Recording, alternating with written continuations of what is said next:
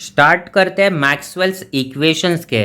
Maxwell के total 4 equations है और इन 4 इक्वेशंस के ऊपर कंप्लीट इलेक्ट्रोडायनामिक्स और इलेक्ट्रोमैग्नेटिक्स डिपेंड है।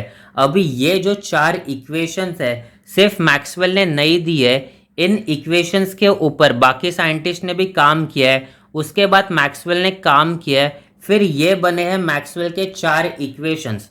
अभी हम लोग क्या कर रहे हैं, जो कंप्लीट मैक्सवेल के 4 इक्वेशन है उसको, जो हर एक फॉर्म है उसका मैक्सवेल के इक्वेशन की, यानी differential form, integral form, point form, phasor form और उनके सिग्निफिकेंस या फिर उसके स्टेटमेंट, उन सबको हम लोग एक टेबल फॉर्म में, टैबुलर फॉर्म में लिख लेंगे ताकि अपने को ये इक्वेशंस बहुत इजीली याद हो जाएंगे और अपने को ज़्यादा मेहनत नहीं करनी पड़ेगी।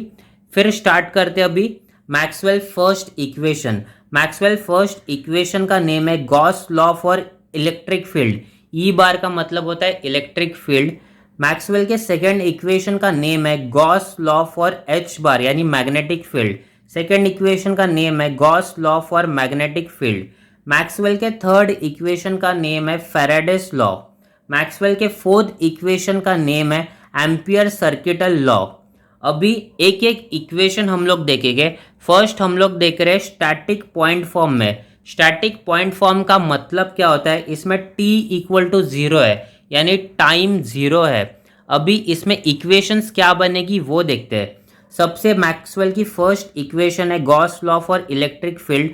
वो इक्वेशन है del dot E bar equal to rho we upon epsilon 0। इसमें ये जो डेल है वो डिफरेंशियल ऑपरेटर है, ई बार है वो इलेक्ट्रिक फील्ड है, रो वी है वो वॉल्यूम चार्ज डेंसिटी है और एप्सिलॉन 0 है एब्सोल्यूट परमिटिबिलिटी। नेक्स्ट अभी इसमें ये जो डेल है वो डिफरेंशियल ऑपरेटर, ये ई इलेक्ट्रिक फील्ड है। अभी इन दोनों के बीच में डॉट है यानी डॉट प्रोडक्ट है। अभी डॉट प्रोडक्ट का मतलब क्या होता है कि इन दोनों के बीच में डाइवर्जेंस है। हम लोग ने डाइवर्जेंस को ऐसे ही याद रखा था। यहाँ पे डॉट है, डॉट की स्पेलिंग डी से चालू होती है, इसका मतलब ये डाइवर्जेंस है। नेक्स्ट अभी इक्वेशन देखते हैं मैक्सवेल सेकंड इक्वेशन जिसका नेम है Gauss law for magnetic field. E bar मतलब इलेक्ट्रिक फील्ड, एच बार मतलब मैग्नेटिक फील्ड। इसकी इक्वेशन है del dot H bar equal to 0। अभी इसमें भी डॉट है, इसका मतलब ये डाइवर्जेंस है यानी divergence of H bar, divergence of magnetic field 0 होती है। नेक्स्ट अभी मैक्सवेल की थर्ड इक्वेशन देखते हैं। मैक्सवेल की थर्ड इक्वेशन है Faraday's law. Faraday's law Maxwell की थर्ड इक्वेशन है, वो इक्वेशन है del cross E bar equal to 0। अभी यहाँ पे क्रॉस है, इस क्रॉस का मतलब होता है कर्ल। डेल का मतलब होता है, डॉट का मतलब होता है डाइवर्जेंस, ये क्रॉस का मतलब होता है कर्ल। ये क्रॉस है, क्रॉस की स्पेलिंग सी से चालू होती है इसीलिए ये कर्ल होता है। ये डी से डॉट होता है मतलब डाइवर्जेंस, ये सी से क्रॉस होता है इसका मतलब ये कर्ल, डॉट मतलब डाइवर्जेंस, क्रॉस मतलब कर्ल। अभी ये इक्वेशन क्या है, del cross E bar equal to 0। ये है इसी इक्वेशन, इसमें ये डेल ऑपरेटर है, ई बार इलेक्ट्रिक फील्ड है। अभी next equation Maxwell fourth equation है एम्पियर सर्किटल लॉ। ये इक्वेशन स्टैटिक पॉइंट फॉर्म में है, del cross H bar equal to sigma E bar. इसमें ये डेल डिफरेंशियल ऑपरेटर है, एच बार मैग्नेटिक फील्ड है और ये सिग्मा है वो लोअर केस वाला सिग्मा है और ये इलेक्ट्रिक फील्ड सिग्मा इंटू ई बार है। तो ये है स्टैटिक पॉइंट फॉर्म की 4 इक्वेशन। अभी हम लोग यहाँ पे एक नोटिस कर सकते हैं, ये जो फर्स्ट वाली इक्वेशन है वो इलेक्ट्रिक फील्ड के लिए, सेकेंड वाली इक्वेशन मैग्नेटिक फील्ड के लिए, थर्ड वाली इक्वेशन इलेक्ट्रिक फील्ड के लिए और फोर्थ वाली इक्वेशन मैग्नेटिक फील्ड के लिए। इसका मतलब क्या हुआ कि एक इलेक्ट्रिक फील्ड है, एक मैग्नेटिक फील्ड है, एक इलेक्ट्रिक फील्ड है, एक मैग्नेटिक फील्ड है और ऊपर वाली जो 2 इक्वेशन है इसमें डॉट प्रोडक्ट है, इसमें और इसमें डॉट प्रोडक्ट है और इसमें क्रॉस प्रोडक्ट है इन दोनों इक्वेशंस में। अभी ये आगे जाके अपने को यूज़ होने वाला है। अभी इसमें डॉट प्रोडक्ट है ये दोनों इक्वेशन में, इसमें क्रॉस प्रोडक्ट है। डॉट प्रोडक्ट का मतलब होता है ये डाइवर्जेंस है और ये कर्ल है। अभी नेक्स्ट इसकी फॉर्म देखते हैं, इन इक्वेशन की नेक्स्ट फॉर्म देखते हैं, टाइम डिपेंडेंट फॉर्म या फिर इसको बोलते हैं डिफरेंशियल फॉर्म। इसमें अभी टाइम कंसीडर होगा, टाइम कंसीडर होगा मतलब इसमें डेरिवेटिव आएगा। अभी उसको देखते हैं, टाइम डिपेंडेंट फॉर्म या डिफरेंशियल फॉर्म। ये जो मैक्सवेल की फर्स्ट इक्वेशन है, Gauss law for electric field, static point form में del dot E bar equal to rho we upon epsilon zero था। इसमें भी वही सेम आएगा, वही सेम आएगा, del dot E bar equal to rho we upon epsilon zero. Maxwell की second equation Gauss law for magnetic field है, static point form में आता है del dot H bar equal to zero. इसमें भी वही सेम आएगा, del dot H bar equal to zero, यानी divergence of H bar equal to zero. ऊपर वाली दोनों इक्वेशन डॉट डॉट में, इसका मतलब ये डाइवर्जेंस है। अभी थर्ड वाली इक्वेशन देखते हैं। थर्ड वाली इक्वेशन, मैक्सवेल थर्ड इक्वेशन है Faraday's law, static point form में आई थी ये del cross E bar equal to zero. अभी इसमें चेंज क्या होगा, इसमें स्टार्टिंग में डेल क्रॉस ई बार है, वो तो सेम आएगा डेल क्रॉस ई बार, लेकिन यहाँ पे टाइम कंसिडर कर रहे हैं, इसका मतलब डेरिवेटिव कंसिडर कर रहे हैं, इसीलिए यहाँ पे आएगा डो बाय डो टी। इसका मतलब यहाँ पे partial differentiation with respect to t है, टी का मतलब होता है टाइम, और एक कांस्टेंट आएगा म्यू जीरो और एच बार आएगा। अभी यहाँ पे नोट करने वाली चीज़ क्या है, ये फैराडेस लॉ है, या माइनस साइन आएगा, ये लेंस लॉ से, और डो बाय डो टी तो कहाँ से आया, टाइम ले रहे इसलिए डेरिवेटिव ले रहे, तो यहाँ से डेरिवेटिव से आया do by dough t differentiation. और एच बार यहाँ पे इलेक्ट्रिक फील्ड है, तो यहाँ पे मैग्नेटिक फील्ड आएगी, ये अपने को याद रखना है। फैराडेस लॉ में डेल क्रॉस ई बार है, यहाँ पे इलेक्ट्रिक फील्ड है, तो डिफरेंशियल फॉर्म में यहाँ पे मैग्नेटिक फील्ड आएगी, और ये कांस्टेंट म्यू जीरो, और ये लेंस लॉ से माइनस साइन आता है। बस इतना ही याद रखना है अपने को। तो इक्वेशन क्या है ये, del cross E bar equal to minus mu zero doe by dough T H bar, यानी मैग्नेटिक फील्ड। अभी नेक्स्ट इक्वेशन देखते हैं, Maxwell's fourth equation time dependent form में, स्टैटिक पॉइंट फॉर्म में ये इक्वेशन आई थी del cross H bar equal to sigma E bar. अभी इसी का थोड़ा एक्सटेंशन है, मैंने स्टार्टिंग में बोला था कि एम्पियर ने काम किया था, फिर उसके बाद मैक्सवेल ने इस इक्वेशन के ऊपर काम किया। तो एम्पियर ने जो काम किया था, एम्पियर ने जो इक्वेशन दी थी वो इतनी इक्वेशन दी, del cross H bar equal to sigma E bar. फिर मैक्सवेल ने इसके ऊपर काम किया और उन्होंने एक और इक्वेशन उसमें ऐड कर दी, और वो इक्वेशन है epsilon zero do by dough T, और ये इलेक्ट्रिक फील्ड। बस ये इक्वेशन अपने को याद रखनी, ये इतनी। तो डिफरेंशियल फॉर्म की ये चार इक्वेशंस है, इसमें डेरिवेटिव आएगा क्योंकि ये डिफरेंशियल फॉर्म है, पार्शियल डिफरेंशिएशन है, डो बाय डो टी, और ये इलेक्ट्रिक फील्ड, और इसका कांस्टेंट आएगा एक एप्सिलॉन ज़ीरो। इतना ही याद रखना है अपने को। अभी उसके बाद इसमें और क्या क्या देखने ऑब्जर्व करने वाली चीज़ें वो देखते हैं। ये डिफरेंशियल फॉर्म है, इसलिए इसमें डो बाय डो टी आया, यहाँ पे भी डो बाय डो टी आया। अभी यहाँ पे मैग्नेटिक फील्ड है, डेल क्रॉस एच बार है, लेकिन राइट साइड में इलेक्ट्रिक फील्ड आया, इसमें भी वैसे ही था, यहाँ पे इलेक्ट्रिक फील्ड है और राइट साइड में मैग्नेटिक फील्ड आया। ये दो चीज़ें अपने को इम्पोर्टेंट याद रखनी है। अपने को क्वेश्चन पेपर में, एग्ज़ाम में ये टेबल बनाना है, जब भी अपने को मैक्सवेल के चार इक्वेशंस पूछते हैं या टाइम वेरिंग फील्ड ऐसा क्वेश्चन पूछते हैं, तभी अपने को ये इक्वेशंस बनाने हैं। ये है टाइम डिपेंडेंट फॉर्म या डिफरेंशियल फॉर्म। अभी नेक्स्ट कौन सा फॉर्म है वो देखते हैं।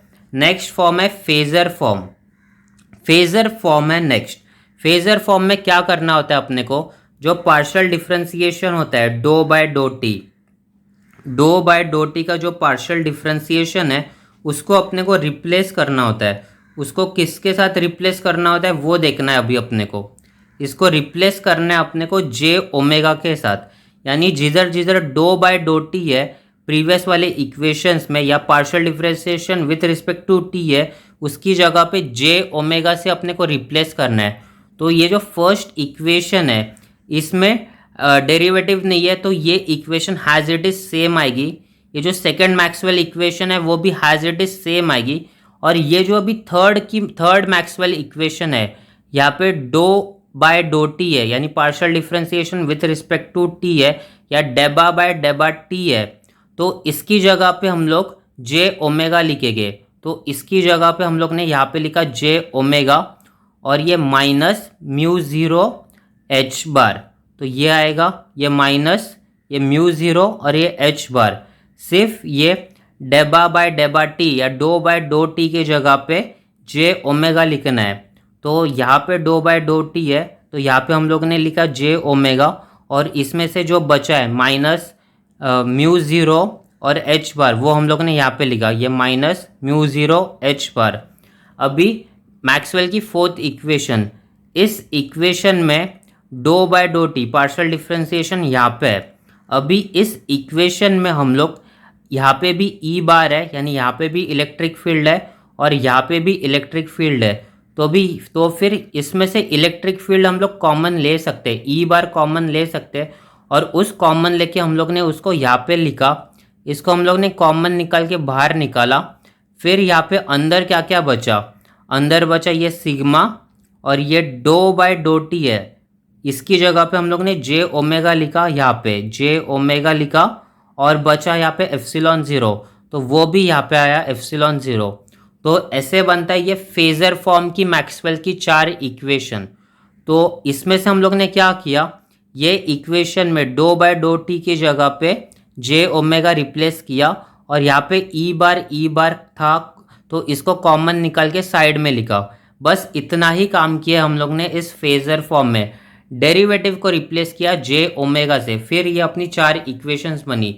नेक्स्ट अभी देखते हैं हम लोग इंटीग्रल फॉर्म। इंटीग्रल फॉर्म बहुत इंपॉर्टेंट है और समझने वाली जैसी चीज़ है। इंटीग्रल फॉर्म में सबसे फर्स्ट है ये लाइन इंटीग्रल। ये सबसे फर्स्ट वाला है लाइन इंटीग्रल, इसका मतलब होता है सिंगल इंटीग्रेशन। नेक्स्ट है सरफेस इंटीग्रेशन। सरफेस इंटीग्रेशन का मतलब होता है डबल इंटीग्रेशन। और नेक्स्ट है वॉल्यूम इंटीग्रेशन। वॉल्यूम इंटीग्रेशन का मतलब होता है ट्रिपल इंटीग्रेशन। तो यही समझने वाली बात है कि सिंगल इंटीग्रेशन मतलब लाइन इंटीग्रेशन, सरफेस इंटीग्रेशन का मतलब एस लिखा है मतलब सरफेस इंटीग्रेशन, इसका मतलब होता है डबल इंटीग्रेशन, और वी लिखा है इसका मतलब होता है वॉल्यूम इंटीग्रेशन। और दूसरी समझने वाली बात यह है कि अपने को जब भी लाइन इंटीग्रेशन से लेके सरफेस इंटीग्रेशन तक जाना रहता है, इसका मतलब किसी इक्वेशन को लाइन से लेके सरफेस में कन्वर्ट करना रहता है, मतलब कि सिंगल इंटीग्रेशन से डबल इंटीग्रेशन में कन्वर्ट करना रहता है, तभी हम लोग यूज़ करते हैं डेल क्रॉस। अभी डेल क्रॉस का मतलब क्या होता है, डेल क्रॉस का मतलब होता है कर्ल, क्योंकि यहाँ पे क्रॉस है, क्रॉस सी से चालू होता है, इसका मतलब होता है ये कर्ल। और जब भी हम लोग को सरफेस इंटीग्रेशन से वॉल्यूम इंटीग्रेशन में कन्वर्ट करना रहता है, यानी डबल इंटीग्रेशन से ट्रिपल इंटीग्रेशन में कन्वर्ट करना रहता है, तभी हम लोग डेल डॉट यूज़ करते हैं। डेल डॉट का मतलब होता है डाइवर्जेंस। यहाँ पे डॉट है, डॉट डी से चालू होता है, इसीलिए यहाँ पे हम लोग डाइवर्जेंस यूज़ करेंगे। इसका एक्चुअल में मतलब है कि हम लोग को लाइन इंटीग्रेशन से सरफेस इंटीग्रेशन कन्वर्ट करना है। इसका मतलब सिंगल इंटीग्रेशन से लेकर डबल इंटीग्रेशन कन्वर्ट करना है, तो हम लोग कर्ल यूज़ करते हैं। इसका मतलब हम लोग यहाँ पे स्टोक्स थियरम यूज़ करते हैं। स्टोक्स थियरम ही सिंगल इंटीग्रेशन को डबल इंटीग्रेशन में कन्वर्ट करता है। और अगर अपने को सरफेस इंटीग्रेशन से वॉल्यूम इंटीग्रेशन में कन्वर्ट करना है, इसका मतलब डबल इंटीग्रेशन से ट्रिपल इंटीग्रेशन में कन्वर्ट करना है, तो यहाँ पे हम लोग गॉस डाइवर्जेंस थियरम यूज़ करते हैं। यहाँ पे डेल डॉट है, यहाँ पे हम लोग स्टोक्स थियरम यूज़ करते हैं, और यहाँ पे गॉस डाइवर्जेंस थियरम यूज़ करते हैं। गॉस डाइवर्जेंस थियरम क्या करता है, डबल इंटीग्रेशन को ट्रिपल इंटीग्रेशन में कन्वर्ट करता है। स्टोक्स थियरम क्या करता है, सिंगल इंटीग्रेशन को डबल इंटीग्रेशन में कन्वर्ट करता है। तो अभी हम लोग इंटीग्रल फॉर्म लिखेंगे अपने पास। यहाँ पे हम लोग ने अभी तक क्या बोलते आ रहे, डेल डॉट है, डेल डॉट है, इसका मतलब ये डाइवर्जेंस है, डाइवर्जेंस है। डाइवर्जेंस में हम लोग क्या करते हैं, डेल डॉट में सरफेस इंटीग्रेशन को वॉल्यूम इंटीग्रेशन में कन्वर्ट करते हैं। तो वही अभी अपने को करना है, सरफेस इंटीग्रेशन को वॉल्यूम इंटीग्रेशन में कन्वर्ट करना है। तो इंटीग्रेशन में हम लोग लिखते हैं सरफेस इंटीग्रेशन। अभी यहाँ पे सरफेस इंटीग्रेशन क्यों लिखा, क्योंकि यहाँ पे डॉट है, डाइवर्जेंस है। फिर उसके बाद ई बार है। इसीलिए अपने को ये वाली इक्वेशंस लिखने के लिए, इंटीग्रल फॉर्म की इक्वेशन लिखने के लिए अपने को डिफरेंशियल फॉर्म को देखना पड़ता है। हम लोग देखते हैं डिफरेंशियल फॉर्म को। डिफरेंशियल फॉर्म की फर्स्ट इक्वेशन है del dot E bar equal to rho we upon epsilon zero. यहाँ पे डॉट है, इसका मतलब यहाँ पे डाइवर्जेंस है। डाइवर्जेंस मतलब ये वाला सरफेस इंटीग्रेशन को वॉल्यूम इंटीग्रेशन में कन्वर्ट करना है, तो सरफेस इंटीग्रेशन लिखेंगे और इसमें ई बार है तो वो ई बार आएगा, और यहाँ पे नीचे एस है, सरफेस है, इसीलिए डी एस बार आएगा। और इसको हम लोग कन्वर्ट करेंगे वॉल्यूम इंटीग्रेशन में, और राइट साइड में यहाँ पे रो वी अपॉन एप्सिलॉन जीरो है, वो ही आएगा रो वी अपॉन एप्सिलॉन जीरो, और ये डी वी। तो ये है integral form first Maxwell equation की या Gauss law for electric field की। फिर से एक बार समझते हैं कि इंटीग्रल फॉर्म लिखने के लिए, ये इक्वेशंस लिखने के लिए अपने को डिफरेंशियल फॉर्म वाली इक्वेशंस को देखना पड़ता है। अभी डिफरेंशियल फॉर्म में डेल डॉट ई बार है, यहाँ पे डॉट है मतलब ये डाइवर्जेंस है, इसका मतलब ये वाला सरफेस इंटीग्रेशन कन्वर्ट होगा वॉल्यूम इंटीग्रेशन में। सरफेस इंटीग्रेशन फर्स्ट लिखेंगे, फिर यहाँ पे ई बार है इसलिए ई बार लिखा, एस है इसलिए डी एस बार लिखा, फिर ये वॉल्यूम इंटीग्रेशन लिखेंगे। राइट साइड वाला ये वाला पार्ट वो हैज इट इज लिखेंगे, और यहाँ पे वी है तो डी वी लिखेंगे। अभी नेक्स्ट समझते हैं हम लोग Maxwell second equation Gauss law for magnetic field. अपने को इंटीग्रल फॉर्म लिखने के लिए डिफरेंशियल फॉर्म देखना पड़ता है। यहाँ पे डेल डॉट एच बार है, इसका मतलब ये डाइवर्जेंस है। डाइवर्जेंस मतलब ये वाला सरफेस इंटीग्रेशन को वॉल्यूम इंटीग्रेशन में कन्वर्ट करना है, तो सबसे फर्स्ट सरफेस इंटीग्रेशन लिखेंगे, और लेफ्ट साइड में एच बार है यहाँ पे, तो यहाँ पे एच बार लिखेंगे, और ये एस है तो इसलिए डी एस बार लिखेंगे, और राइट साइड में ज़ीरो है इसीलिए हम लोग ने ज़ीरो लिखा। यहाँ पे हम लोग वॉल्यूम इंटीग्रेशन लिख के भी ज़ीरो लिख सकते हैं, लेकिन वो फिर भी वो ज़ीरो ही होता है, इसीलिए हम लोग डायरेक्टली यहाँ पे ज़ीरो लिखते हैं। अभी नेक्स्ट इक्वेशन देखते हैं। अभी ये इक्वेशन कैसे आई वो देखते हैं। ये इक्वेशन आई है डिफरेंशियल फॉर्म से, तो यहाँ पे डेल क्रॉस ई बार है, यहाँ पे क्रॉस है, क्रॉस का मतलब होता है कर्ल, क्योंकि क्रॉस सी से चालू होता है और कर्ल होता है, मतलब कर्ल का मतलब होता है ये वाला डेल क्रॉस। कर्ल का मतलब होता है सिंगल इंटीग्रेशन, लाइन इंटीग्रेशन को अपने को सरफेस इंटीग्रेशन में कन्वर्ट करना होता है, ये मतलब होता है कर्ल का। यहाँ पे डेल क्रॉस ई बार है, यहाँ पे डेल क्रॉस है, मतलब हम लोग सिंगल इंटीग्रेशन को सरफेस इंटीग्रेशन में कन्वर्ट करेंगे। तो सबसे फर्स्ट लाइन इंटीग्रेशन लिखेंगे, यहाँ पे लिखेंगे लाइन इंटीग्रेशन, और यहाँ पे ई बार है इसीलिए यहाँ पे ई बार आएगा, और यहाँ पे एल है इसलिए ये डी एल बार आएगा। अभी अपने को डिफरेंशिएशन वाली इक्वेशन देखनी होती है। हम लोग ये इक्वेशन को देख के ये इंटीग्रल वाली इक्वेशन लिख रहे हैं। यहाँ पे क्रॉस है इसीलिए हम लोग ने डेल क्रॉस वाला इक्वेशन लाइन इंटीग्रेशन को सरफेस इंटीग्रेशन में कन्वर्ट कर रहे हैं। तो यहाँ पे लाइन इंटीग्रेशन है, लाइन इंटीग्रेशन फर्स्ट लिखेंगे। यहाँ पे ई बार है इसीलिए यहाँ पे ई बार लिखा, और लाइन इंटीग्रेशन का D L bar equal to करेंगे। अभी राइट साइड में सरफेस इंटीग्रेशन है ये कर्ल में, तो यहाँ पे सरफेस इंटीग्रेशन लिखेंगे, और यहाँ पे ये माइनस म्यू ज़ीरो ये कांस्टेंट है, ये बाहर निकालेंगे इंटीग्रेशन के, तो यहाँ पे लिखा माइनस म्यू ज़ीरो। यहाँ पे doe by dough T H bar है तो वही लिखेंगे doe H bar upon doe T, और यहाँ पे एस है सरफेस इंटीग्रेशन है इसलिए यहाँ पे आया डो एस बार। ये है अपनी मैक्सवेल की थर्ड इक्वेशन। अभी मैक्सवेल की fourth equation ampere circuital law देखते हैं। अभी इसमें अपने को इंटीग्रल फॉर्म लिखने के लिए टाइम डिपेंडेंट यानी डिफरेंशियल फॉर्म देखना पड़ता है। डिफरेंशियल फॉर्म यहाँ पे है ये वाला, यहाँ पे क्रॉस है, डेल क्रॉस है, इसका मतलब ये कर्ल है, ये वाला कर्ल है, डेल क्रॉस है, इसका मतलब इसमें भी अपने को लाइन इंटीग्रेशन से लेके सरफेस इंटीग्रेशन तक जाना है, यानी सिंगल इंटीग्रेशन से डबल इंटीग्रेशन तक जाना है। इसीलिए सबसे फर्स्ट सिंगल इंटीग्रेशन लिखते हैं, इंटीग्रेशन ऑफ, यहाँ पे लिखा हम लोग ने लाइन इंटीग्रेशन एल, और यहाँ पे एच बार है यानी मैग्नेटिक फील्ड है इसीलिए यहाँ पे मैग्नेटिक फील्ड लिखा, और यहाँ पे लाइन इंटीग्रेशन एल है इसलिए डी एल बार आएगा, और उसके बाद इक्वल टू करेंगे। ये इक्वेशन देखनी है अपने को डिफ्रेंसिएशन फॉर्म की, यही इक्वेशन को भी इंटीग्रेशन में लिखना है। अभी हम लोग यहाँ पे कर्ल यूज़ कर रहे हैं, इसका मतलब लाइन इंटीग्रेशन से सरफेस इंटीग्रेशन। इसमें लाइन इंटीग्रेशन से सरफेस इंटीग्रेशन के लिए यहाँ पे लिखेंगे सरफेस इंटीग्रेशन। ये जो पूरा टर्म है वो इंटीग्रेशन के अंदर लिखेंगे। यहाँ पे एस है इसलिए डी एस बार आएगा।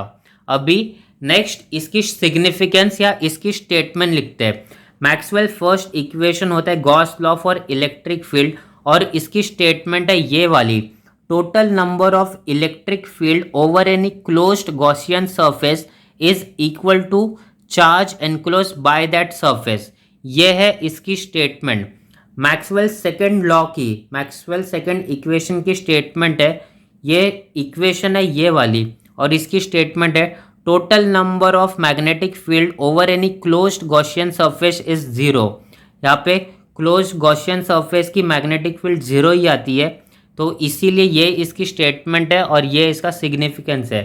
मैक्सवेल थर्ड इक्वेशन है फैराडेस लॉ और उसकी स्टेटमेंट है when oscillating magnetic field is pass through closed surface bounded by conductor it generates EMF. ये ईएमएफ जनरेट करता है, ये इसकी सिग्निफिकेंस और ये इसकी स्टेटमेंट है। अभी लास्ट वाली इक्वेशन क्या है वो देखते हैं, इक्वेशन की स्टेटमेंट क्या है और उसका सिग्निफिकेंस क्या है वो लिखेंगे अभी। तो उसकी स्टेटमेंट है ये वाली, उसकी स्टेटमेंट है ये वाली, प्रॉपर दिख रहा है, ओके। मैक्सवेल फोर्थ इक्वेशन है एम्पियर सर्किट लॉ और उसकी स्टेटमेंट है current passing through any conductor is a function of conduction current J C and current passing through nearby conductor J D, जो कि होता है डिस्प्लेसमेंट करंट।